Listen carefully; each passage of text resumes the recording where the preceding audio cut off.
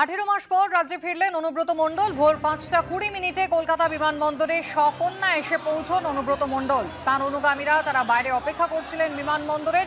সেখান থেকে তিনি রওনা দেন বোলপুরের উদ্দেশ্যে। সকাল 9টার কিছু পরে বোলপুরের নিচু পট্টিতে নিজের বাড়িতে এসে পৌঁছন তিনি।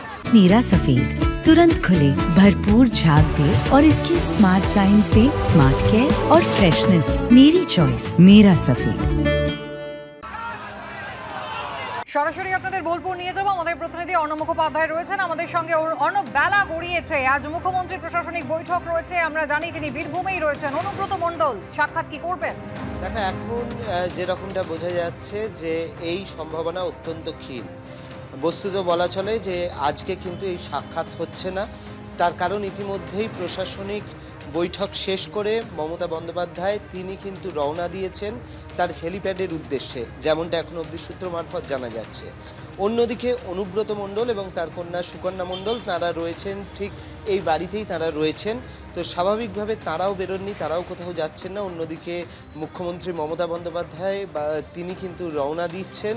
তো স্বাভাবিকভাবে যে সম্ভাবনাটা মনে করা হচ্ছিল, যেহেতু তিনি আজকে এখানে বন্যা দুর্গত অঞ্চলের কি অবস্থা রয়েছে সেটা দেখার জন্য তিনি এসেছিলেন, এবং সেই জায়গা থেকে আজকে অনুব্রত মণ্ডল এবং তার কন্যা তারাও ফিরেছিলেন তাদের বাড়িতে।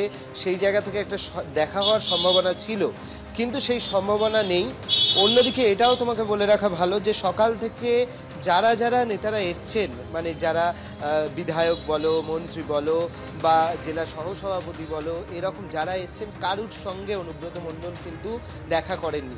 অনেকে অপেক্ষা করেছিলেন এই ভেবে যে তিনি ক্লান্তি কাটিয়ে তিনি পরবর্তী সময় এখানে বসবেন, তার জন্য অনেক বেলা অবধি অপেক্ষা করেছিলেন। কিন্তু এখন এই সামনে যে ভিড়টা ছিল সেই ভিড়টা হালকা হয়ে গিয়েছে, এবং তিনি যে আদৌ দেখা করবেন কিনা আজকে সেটাও কেউ বুঝতে পারছেন না। স্বাভাবিকভাবে ভিড়ও পাতলা হয়ে গিয়েছে। তো স্বাভাবিকভাবে একটা জিনিস প্রশ্ন উঠছে যে রাজনৈতিক পর্যবেক্ষক মহলের এটাও একটা ধারণা যে অনুব্রত মণ্ডলের সঙ্গে আজকে মমতা বন্দ্যোপাধ্যায় এখানে যে ছিলেন তাও দেখা হলো না কেন?